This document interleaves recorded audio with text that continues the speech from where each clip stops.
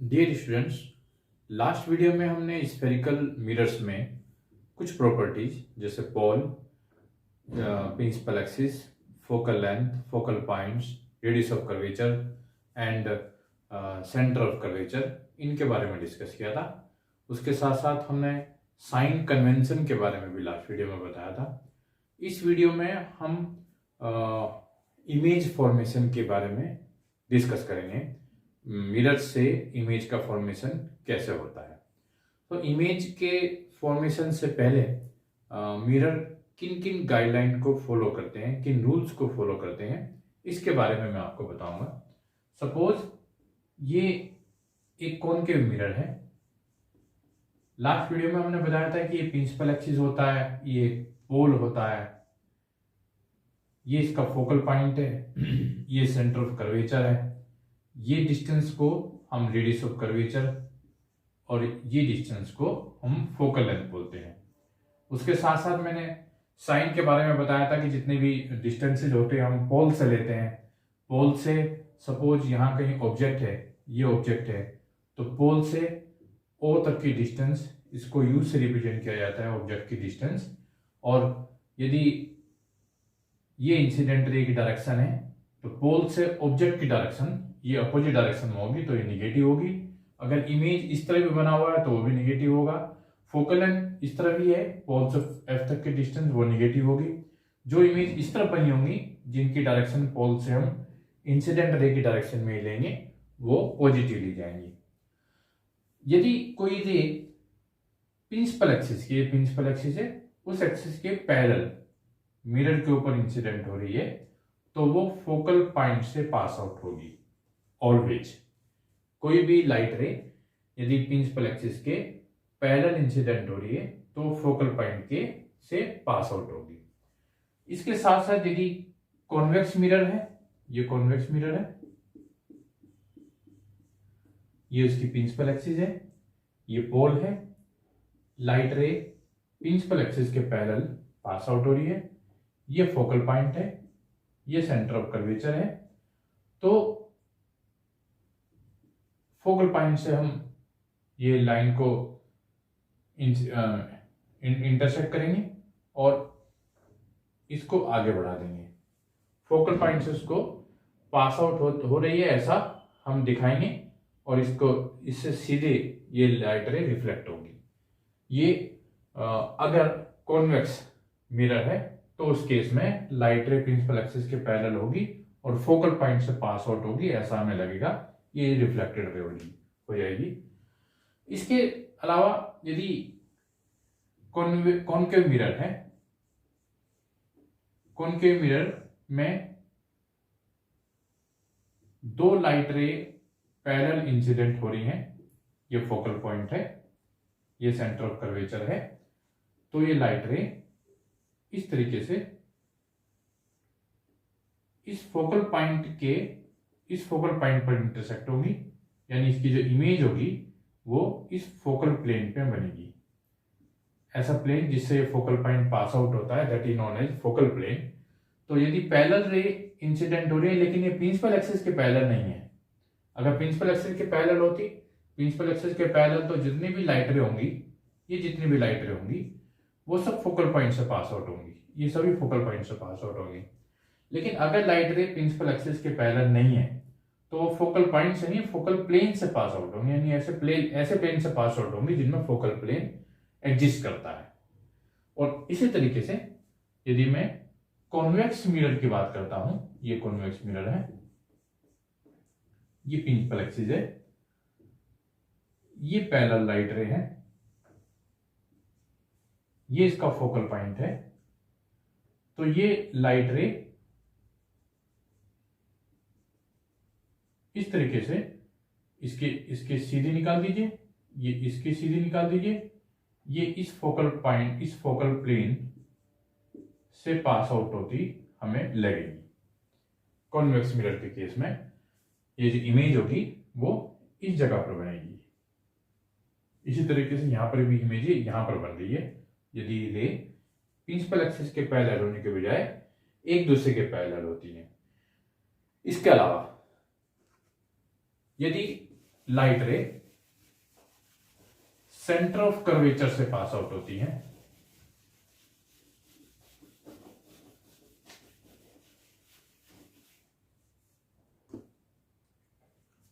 ये concave mirror है।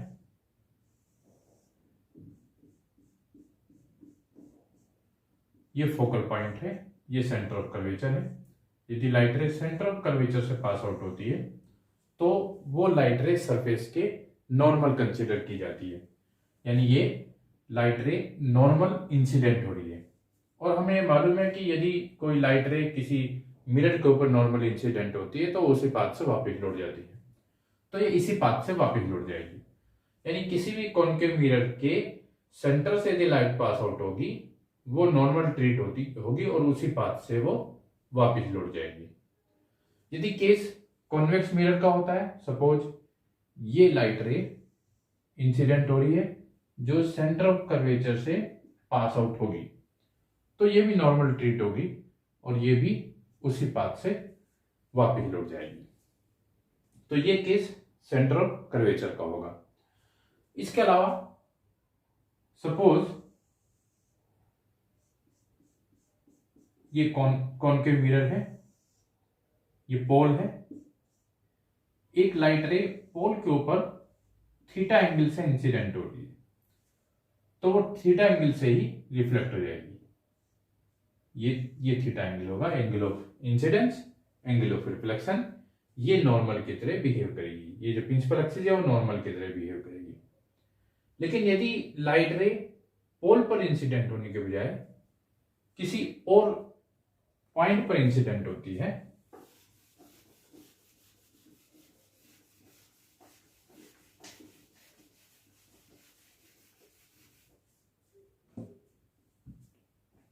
Concave mirror, principal axis, यहां पर लाइट रे इंसिडेंट हुई, ये सपोज सेंटर ऑफ कर्वेचर है, ये फोकल पॉइंट है, तो ये इसका नॉर्मल होगा, यानी ये एंगल ऑफ इंसिडेंस हो जाएगा। तो इसी एंगल से लाइट रे रिफ्लेक्ट होगी, यानी ये एंगल आई है तो ये एंगल ऑफ रिफ्लेक्शन भी आई होगा, क्योंकि ये नॉर्मल है इंसिडेंट रे और नॉर्मल का एंगल ऑफ इंसिडेंस हुआ, रिफ्लेक्टेड रे और नॉर्मल ये एंगल ऑफ रिफ्लेक्शन हुआ। और सिमिलर केस ही कॉन्वेक्स मिरर के लिए भी होगा। तो किसी भी पॉइंट पर यदि लाइट रे इंसिडेंट होती है उसके सेंटर ऑफ कर्वेचर से पास आउट होने वाली लाइन नॉर्मल के तरह बिहेव करेगी और जो लॉ ऑफ रिफ्लेक्शन है, angle of incidence is always equal to angle of reflection, उसको फॉलो करते हुए लाइट रे रिफ्लेक्ट होगी। तो इन रूल्स को फॉलो करते हुए हम इमेज फॉर्मेशन को देखते हैं। कॉनकेव मिरर में इमेज फॉर्मेशन की 6 पोजीशन होती हैं और कॉन्वेक्स मिरर में इमेज फॉर्मेशन की केवल 1 पोजीशन होती है। तो सबसे पहले हम कॉनकेव मिरर की इमेज फॉर्मेशन को पढ़ते हैं।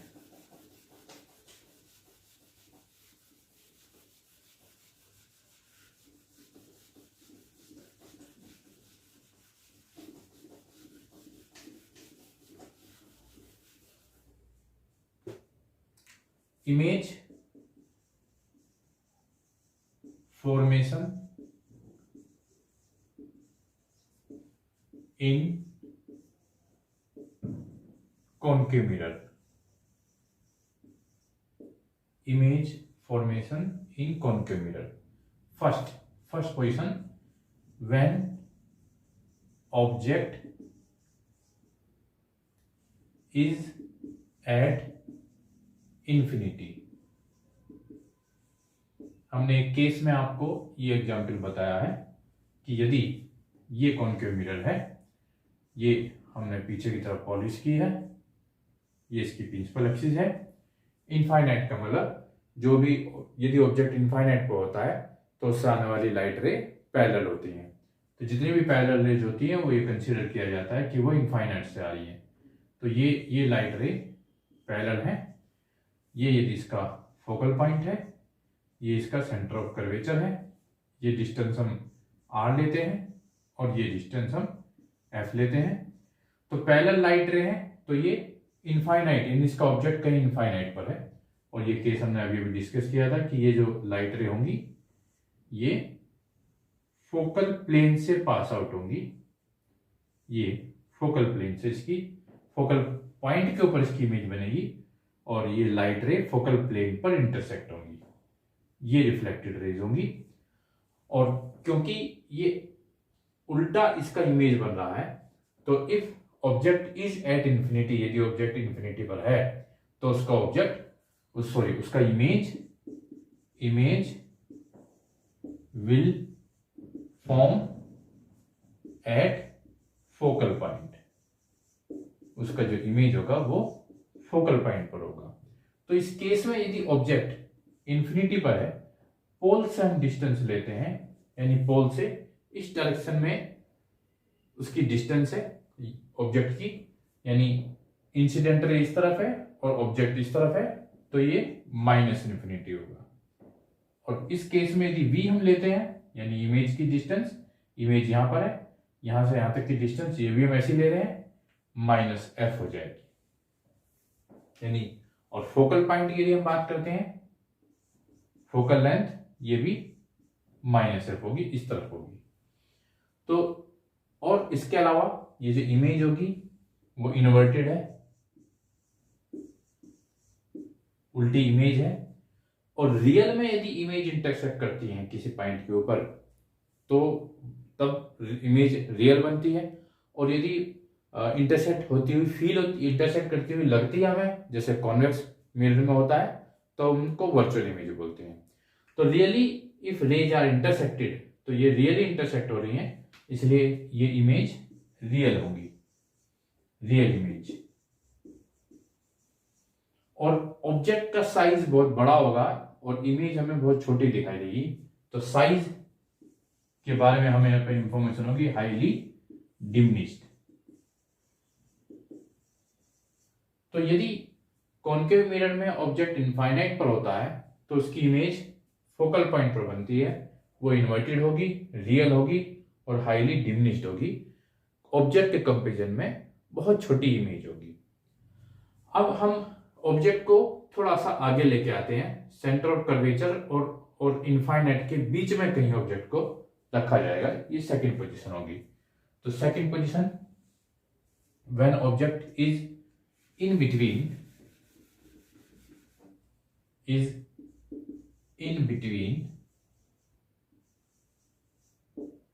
infinite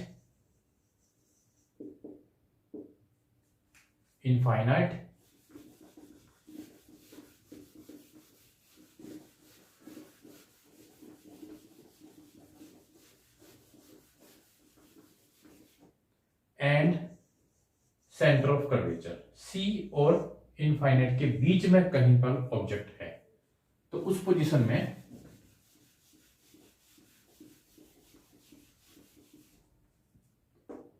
ये हमारा कॉन्केव मिरर है, ये प्रिंसिपल एक्सिस है,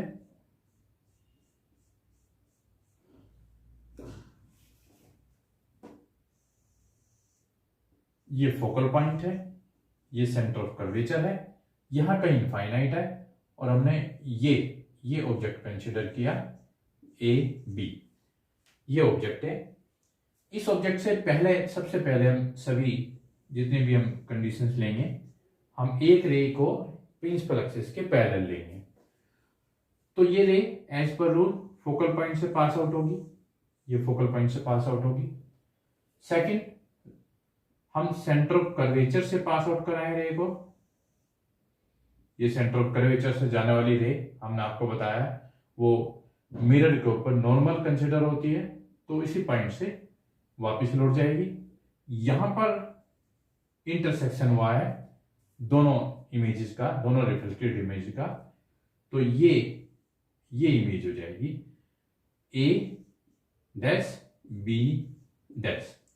ए बी ऑब्जेक्ट का इमेज होगा A dash B dash, real में इंटरसेक्ट हो रही है इसलिए ये रियल इमेज होगी। और कहां पर होगी? In between centre of curvature and focal point, in between centre of curvature and focal point. इसके साथ साथ साइज इनफाइनाइट के कंपेरिजन में थोड़ा बड़ा होगा। It means size will be diminished, not highly diminished. Infinite पर जो साइज होता है वो हाईली डिमिनिश्ड हो जाता है, लेकिन यहां पर डिमिनिश्ड होगा, इनफाइनाइट के कंपेरिजन में थोड़ा बड़ा होगा। तो ये सेकंड पोजीशन होगी, यानी हम यदि इनफाइनाइट से ऑब्जेक्ट को थोड़ा पास में लाए तो इमेज फोकल पॉइंट से पीछे जा रही है। हम ऑब्जेक्ट को पास ला रहे हैं, इमेज पीछे जा रही है, और जो बहुत छोटी इमेज थी अब थोड़ी सी बड़ी हो जाएगी। पीछे जाने पर इमेज बड़ी होती चली आएगी। तो जैसे जैसे हम ऑब्जेक्ट को हम आगे लाएंगे, इमेज पीछे जाती जाएगी और इमेज बड़ी होती चली जाएगी, डिमिनिश से मैग्नीफाई वाली पोजीशन में चलती चली जाएगी। थर्ड पोजीशन, जब ऑब्जेक्ट इनफाइनाइट सी पर होता है, यानी सेंटर ऑफ कर्वेचर पर होता है। ये कॉनकेव मिरर है, ये principal axis, focal point, centre of curvature. अभी जो ऑब्जेक्ट है वो सेंटर ऑफ कर्वेचर पर है। लाइन प्रिंसिपल एक्सिस के पास आउट हो रही है, ये फोकल पॉइंट से पास आउट होनी चाहिए। और इसका रिवर्स, यदि लाइन फोकल पॉइंट से जा रही है तो वो पैरेलल निकलनी चाहिए, ये थोड़ा और इधर से जाना चाहिए।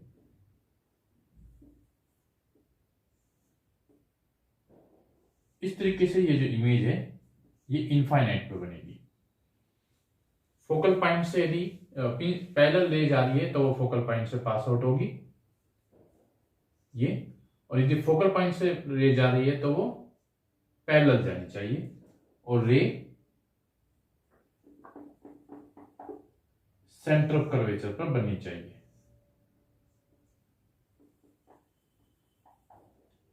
ए बी ये ऑब्जेक्ट है, ए डैश बी डैश ये इमेज है। ऑब्जेक्ट सीधी है, इमेज उल्टी है, लेकिन उसी पॉइंट पर है। तो image will be also at C. अगर ऑब्जेक्ट सी पे होता है तो इमेज भी सी पर ही बनती है। Equal in size, equal in size. जब ऑब्जेक्ट इनफाइनाइट पर था तो फोकल पॉइंट पर इमेज बनी थी हाईली डिमिनिश्ड। अब हमने ऑब्जेक्ट को सी और इनफाइनाइट के बीच में लाए थे तो हाईली डिमिनिश से डिमिनिश रह गई, थोड़ी बढ़ गई। अब ये इक्वल साइज की हो गई, ऑब्जेक्ट की इक्वल हो गई। ऑब्जेक्ट हमारा इधर जाता जा रहा है, इमेज हमारी उधर जाती जा रही है। इसके अलावा इन्वर्टेड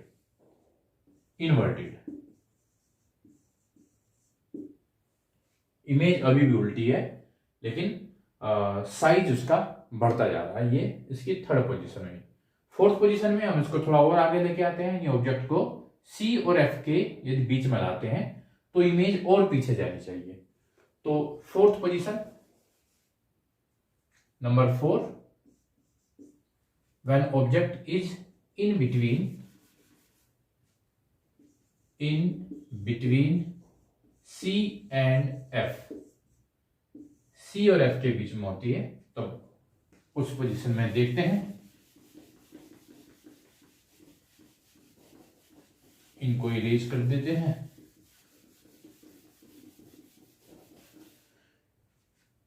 ये concave mirror, principal axis, focal point, centre and object is in between C and F. तो एक रे तो हम लेंगे प्रिंसिपल एक्सिस के पैरेलल, और ये रे फोकल पॉइंट से पास आउट हो जाएगी। दूसरी रे पोल से पास आउट करा दीजिए। तो जिस एंगल से प्रिंसिपल एक्सिस और इंसिडेंट रे में एंगल होगा, प्रिंसिपल एक्सिस अब इस पोल के ऊपर नॉर्मल की तरह वर्क करेगा, क्योंकि सेंटर से पास आउट हो रहा है। सेंटर से पास आउट होने वाली जितनी भी लाइन होगी वो इस स्फेरिकल सरफेस के ऊपर नॉर्मल का काम करेंगे। तो इसी एंगल से रे रिफ्लेक्ट हो जाएंगी, और ये लगभग सेंटर ऑफ कर्वेचर और इनफाइनाइट के बीच में, सेंटर ऑफ कर्वेचर से इधर, सेंटर ऑफ कर्वेचर और इनफाइनाइट के बीच में इंटरसेक्ट होगी, ये रिफ्लेक्टेड रे होगी, ये इंसिडेंट रे है। तो अब इमेज का साइज ऑब्जेक्ट से बड़ा हो गया, पहले हाईली डिमिनिश था, फिर डिमिनिश हुआ, फिर इक्वल हुआ, अब ये मैग्नीफाई हो गया, यानी इमेज सी और इनफाइनाइट के बीच में होगा, image will be in between C and infinite. लेकिन अभी भी उल्टी है तो इन्वर्टेड हो जाएगी एंड मैग्नीफाइड। अब ये डिमिनिश नहीं रही, अब ये मैग्नीफाइड हो गई। जैसे जैसे हमारा ऑब्जेक्ट पोल की तरफ आ रहा है, इमेज इनफाइनाइट की तरफ जा रही है, जैसे जैसे ऑब्जेक्ट मिरर की तरफ आ रहा है, इमेज का साइज मैग्नीफाई होता जा रहा है। अब हम इसको ऑब्जेक्ट को फोकल पॉइंट पर लेके आते हैं। फोकल पॉइंट पर when object is at focal point, इस कंडीशन में आई थिंक हमें मालूम है क्या हमारा रिजल्ट आने वाला है। ये concave mirror, principal axis, pole, focal point, centre of curvature, now object is at focal point. Parallel ray principal axis के जो फोकल पॉइंट से पास आउट होगी, एक रे यदि हम पोल से पास आउट कराते हैं तो इसी एंगल से वो आगे बढ़ जाएगी, जो एंगल ये है वही एंगल ये होगा, ये पोल से रिफ्लेक्ट होगी और ये वाली रिफ्लेक्टेड रे इस रिफ्लेक्टेड रे के पैरेलल है। यदि पैरेलल है तो इसका मतलब ये कहीं इनफाइनाइट पर जाकर इंटरसेक्ट होंगे, यानी इनका इमेज इनफाइनाइट पर बनेगा। तो आप ये कह सकते हैं इमेज विल बी, ये पुराने वाले केस का लिखा हुआ है, विल बी एट इन्फिनिटी। अगर ऑब्जेक्ट फोकल पॉइंट पर है तो इमेज इनफाइनाइट पर बनेगा। और अभी भी क्योंकि रे नीचे की तरफ जा रही है, इसका मतलब जो हेड से रे है, हेड से जो रे आ रही है वो नीचे जा रही है, इसका मतलब इमेज का हेड नीचे होगा, तो इन्वर्टेड हो गई। और उसके साथ साथ जो इनका एंगल है वो ये बता रहा है कि जो इमेज जहां कहीं भी मिलेंगी, साइज इमेज का बहुत बड़ा होगा, ऐसे करके ये कुछ साइज होगा। तो मैग्नीफाइड, आप इसके साथ हाईली वर्ड भी लगा सकते हैं, जैसे हाईली डिमिनिश था ऐसे ही हाईली इसके लिए कहा जा सकता है। तो इमेज का साइज हाईली मैग्नीफाइड होगा, उल्टी इमेज होगी, इन्वर्टेड होगी, और इमेज इनफाइनाइट पर बनेगी यदि ऑब्जेक्ट फोकल पॉइंट पर होता है। तो ये हमारा ये केस था फिफ्थ, जब हमने ऑब्जेक्ट को फोकल पॉइंट पर लेके आए हैं। तो लास्ट केस कॉनकेव मिरर का, यदि और पास इसको लेकर आते हैं, यानी जब हमारा ऑब्जेक्ट फोकल पॉइंट और पोल के बीच में होता है, when object is in between focal point and pole of the mirror, उस केस में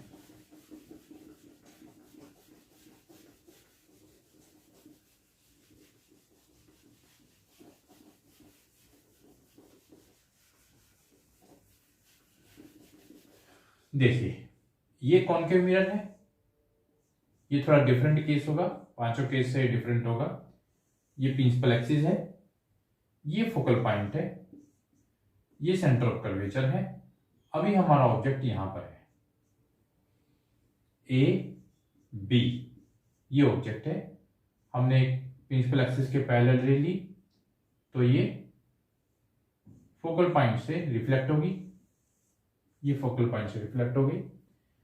एक रे को हम सेंटर ऑफ कर्वेचर से पास आउट करा देते हैं, नहीं तो आप पोल से भी ले सकते हैं। मैं सेंटर ऑफ कर्वेचर से पास आउट करा रहा हूं, तो हम ये देख सकते हैं कि रे ये मिरर के पास है और सेंटर ऑफ कर्वेचर से पास आउट होने वाली लाइन मिरर के ऊपर नॉर्मल की तरह वर्क करेगी, तो ये रिफ्लेक्ट बैक हो जाएगी, उसी पाथ से वापस लौट जाएगी। और वापस लौटने में हम लगातार ये देख रहे हैं कि ये इनके डिस्टेंस इंक्रीज होता जा रहा है, यानी इनके पीछे इंटरसेक्ट होने की प्रोबेबिलिटी नहीं है। तो हम इनको बैक साइड में एक्सटेंड करते हैं और बैक साइड में एक्सटेंड करने पर ये वर्चुअली यहां पर इंटरसेक्ट हो रही है, यानी इस केस में इमेज मिरर के लेफ्ट साइड में नहीं बल्कि मिरर के राइट साइड में बनता है। मिरर के राइट साइड में बनता है, ये हेड से जो रे जारी हैं वो यहां पर है, इसका मतलब इनका हेड ऊपर है, ये ए डैश है। यानी फर्स्ट केस ही ऐसा हमारे पास आया है जिसमें इमेज राइट साइड में बन रही है, इरेक्टेड है। एक तो क्योंकि वर्चुअली ये इंटरसेक्ट हो रही है रेज, तो ये इमेज वर्चुअल होगी, वर्चुअल इमेज होगी, और इरेक्टेड होगी, और इसके साथ साथ in right side of mirror. और ये भी हमें दिखाई दे रहा है कि जो ऑब्जेक्ट का साइज है इमेज का साइज उससे ग्रेटर है, यानी मैग्नीफाइड होगी। ये डिफरेंट केस है, अकेला केस है जिसमें इमेज सीधी है, वर्चुअल है, अपोजिट डायरेक्शन में है, मैग्नीफाइड है। तो जैसे इससे प्रीवियस वीडियो में मैं इसका लिंक भी इसके साथ डाल दूंगा डिस्क्रिप्शन में, वो आपको जरूर देखनी चाहिए। उसमें हमने ये बताया है कि यदि इस तरह के केसेस में, किसी भी केसेस में हम साइन कन्वेंशन लेना चाहें, यानी ये यदि पोल है, ये ऑब्जेक्ट है, तो ये डिस्टेंस u होगी, ये इमेज है तो ये डिस्टेंस v होगी, ये फोकल पॉइंट है, ये डिस्टेंस f होगी, फोकल लेंथ होगी। तो PA जो कि P से A हमारी इंसिडेंट रे इधर है, ऑब्जेक्ट की डिस्टेंस इधर है, ये -u होना चाहिए PA डैश हमारी इंसिडेंट रे इधर आ रही है और P से लेके A डैश तक की डिस्टेंस तो उसी डायरेक्शन में है, तो PA डैश प्लस V होना चाहिए। फोकल पॉइंट लेफ्ट साइड में है, इंसिडेंट रे इस तरफ जा रही है और P से F तक की डिस्टेंस यानी focal length PF opposite direction में माइनस है। तो ऑब्जेक्ट की डिस्टेंस मिरर से या इमेज की डिस्टेंस या फोकल लेंथ, ये इस तरह का साइन होगा। जनरली कॉनकेव मिरर में पांचों केस में वो सब लेफ्ट साइड में है, फोकल लेंथ भी और ऑब्जेक्ट की डिस्टेंस भी और इमेज की डिस्टेंस भी वो सब निगेटिव होती है। इस केस में ऑब्जेक्ट की डिस्टेंस और फोकल लेंथ निगेटिव होते हैं, लेकिन क्योंकि इमेज राइट साइड में बन गया, इंसिडेंट रे की डायरेक्शन में ही बन गया, इसलिए V पॉजिटिव हो जाता है। तो ये 6 केसेस हमारे पास हैं कॉनकेव मिरर के।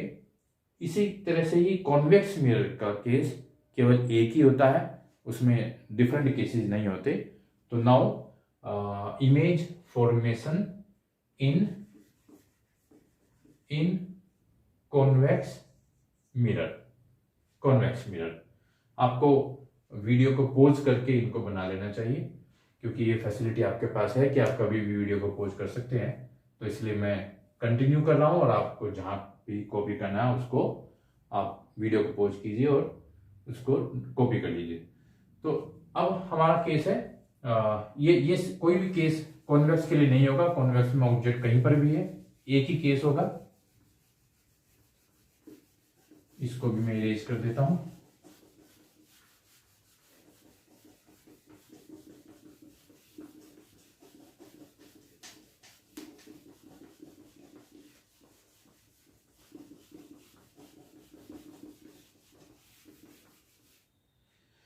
चलिए, ये कॉन्वेक्स मिरर है, ये प्रिंसिपल एक्सिस है, ये इसका पोल है, फोकल पॉइंट ये होगा और रेडियस ऑफ कर्वेचर यहां होगा। यहां पर कहीं पर भी किसी भी पोजीशन में ऑब्जेक्ट हो सकता है, क्योंकि focal point, centre of curvature, इनमें से कुछ भी यहां पर नहीं है। तो ए बी एक ऑब्जेक्ट है।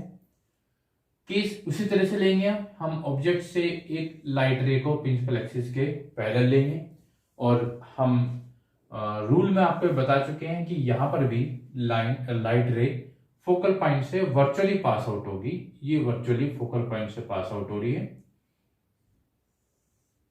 ये रिफ्लेक्टेड रे होगी। सेकेंड रे आप सेंटर ऑफ कर्वेचर से दिखाइए, ये सेंटर ऑफ कर्वेचर की तरफ जा रही है, और मैंने आपको बताया सेंटर ऑफ कर्वेचर की तरफ जाने वाली रे या जाती हुई फील हो रही है, ऐसा मैं लग रहा है कि वर्चुअली जा रही है, वो दोनों ही केसेस में ये नॉर्मल की तरह ट्रीट होगी और नॉर्मल की तरह ही रिफ्लेक्ट बैक होगी। तो जो लाइट रे ऑब्जेक्ट से सेंटर ऑफ कर्वेचर की तरफ जा रही है तो वो रिफ्लेक्ट बैक हो जाएगी। तो पीछे हमने देखा तो ये वर्चुअली यहां पर इंटरसेक्ट हो रही है, तो इसका ये वर्चुअल इमेज यहां पर बन जाएगा, क्योंकि ये राइट साइड में है। रियल में इंटरसेक्शन रेज का नहीं हो रहा है, वर्चुअली इंटरसेक्शन हो रहा है। तो ए बी का image A dash B dash हो जाएगा, क्योंकि हेड वाली रे यहां इंटरसेक्ट हो रही है वर्चुअली, और जो ए पॉइंट है वो यहां इंटरसेक्ट हो रहा है। तो इसलिए ये जो इमेज होगी वो अपराइट या इरेक्टेड होगी। उसके साथ साथ ये इस साइज की है, ये यहां छोटा सा हो गया, तो diminished in nature and right side of mirror. ठीक है, तो ये एक ही पोजीशन है कॉन्वेक्स में। ऑब्जेक्ट को आप कहीं आगे पीछे कहीं पे भी ले जाइए, इमेज यहीं पर ही बनी है, तो ये सीधी होगी। क्योंकि रेज वर्चुअली इंटरसेक्ट हो रही है तो इमेज वर्चुअल होगी, वर्चुअल इमेज। रे यदि रियल इंटरसेक्ट हो रही है तो इमेज रियल इमेज होती है, और यहां पर वर्चुअल इंटरसेक्ट हो रही है तो वर्चुअल इमेज होगी। तो इमेज डिमिनिश हो गई, राइट साइड में हो गई, और उसके साथ साथ वर्चुअल हो गई और साइज में छोटी हो गई। अगर हम साइन कन्वेंशन से देखें तो P की ऑब्जेक्ट से डिस्टेंस लेफ्ट साइड में है और रे राइट साइड में इंसिडेंट हो रही है, तो इसलिए PA माइनस यू होना चाहिए। रे इस तरफ है और P से ऑब्जेक्ट की डिस्टेंस को हम ऐसे मेजर कर रहे हैं, तो माइनस यू हो गई। P से इमेज की डिस्टेंस, इमेज की पोजीशन को ऑब्जर्व कर रहे हैं, तो P से हमें राइट साइड में जाना पड़ेगा, यानी PA डैश के लिए P से A डैश राइट साइड में जाएंगे। इंसिडेंट रे भी राइट साइड में है, तो ये प्लस V हो जाएगा। फोकल पॉइंट के लिए भी हमें P से राइट साइड में जाना पड़ेगा, तो फोकल लेंथ भी प्लस की हो जाएगी। तो इन जनरल कॉन्वेक्स मिरर में फोकल लेंथ पॉजिटिव होती है, क्योंकि राइट साइड में होती है। यदि रे इंसिडेंट रे लेफ्ट से राइट में जा रही है, और कॉन्केव में इन जनरल जो फोकल लेंथ होती है वो माइनस में होती है। तो हमने लास्ट वीडियो में ये साइन कन्वेंशन का पूरा डिटेल मैंने दिया है, उसके अलावा पोल, फोकल लेंथ, फोकल पॉइंट, इनके बारे में डिस्कशन किया है। तो ये वीडियो के साथ साथ आपको डिस्क्रिप्शन में मैं उसका लिंक दूंगा, उसको भी आपको जरूर देखना चाहिए, ताकि हालांकि इस वीडियो में भी हमने कोशिश की है कि उसको अच्छे से एक्सप्लेन किया जाए, लेकिन जैसे ही आप लोगों की रिक्वेस्ट आई थी कि एक ही वीडियो में हम ये कवर करें कि कॉन्केव के इमेजेस फॉर्मेशन कैसे है और कॉन्वेक्स कैसे है, और उसके साथ साथ प्रैक्टिस, न्यूमेरिकल प्रैक्टिस के पॉइंट ऑफ व्यू से एट ए ग्लांस हमें फॉर्मूले दिए जाएं, तो उसके लिए मैं आपको बहुत छोटे टाइम में इसमें क्या क्या फॉर्मूले हो सकते हैं वो आपको बताता हूं। तो एक तो रिलेशन आता है, relation between radius of curvature and focal length, R equal to twice F. यदि ये R है, पोल से सेंटर ऑफ कर्वेचर तक का डिस्टेंस R और पोल से फोकल पॉइंट तक का डिस्टेंस F, ये F होता है, तो R equal to twice F और F equal to R by 2। यदि रेडियस ऑफ कर्वेचर प्रॉब्लम में गिवन है, then you can determine the focal length of the mirror.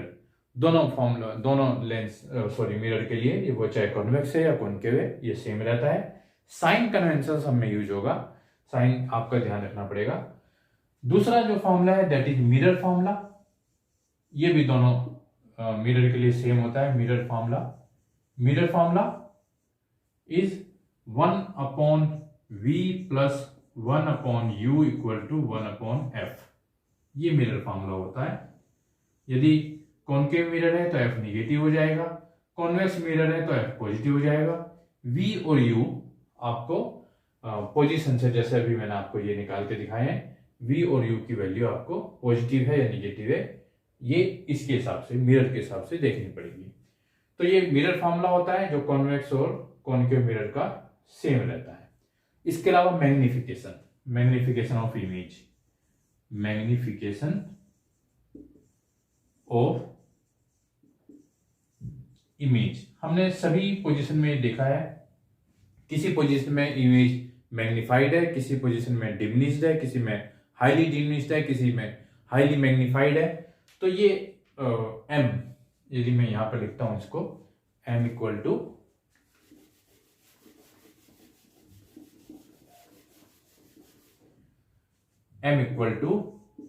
अगर मैं v और u गिवन है तो m should be, magnification of the image should be -v/u। यहां v और u साइन कन्वेंशन के हिसाब से ले जाएंगे। यदि फोकल लेंथ और इमेज की डिस्टेंस गिवन है then relation becomes f - v/f। यदि v और u गिवन है तो m इक्वल टू -v/u।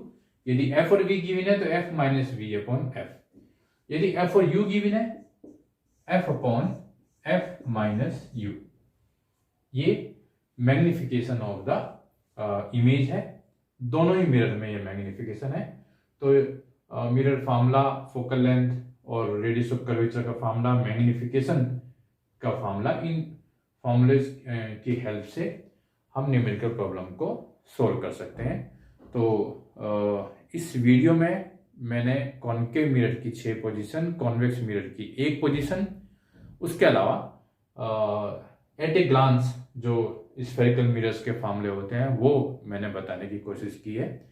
और नेक्स्ट वीडियो में मैं इनसे रिलेटेड न्यूमेरिकल प्रॉब्लम्स, कंपटीशन से रिलेटेड न्यूमेरिकल प्रॉब्लम्स को कवर करने की कोशिश करेंगे। इस वीडियो को ध्यान से देखिए और इसके अलावा इससे पहली वीडियो को ध्यान से देखिए, तभी हम न्यूमेरिकल प्रॉब्लम को सही तरीके से कर पाएंगे, प्रैक्टिस कर पाएंगे। Thank you.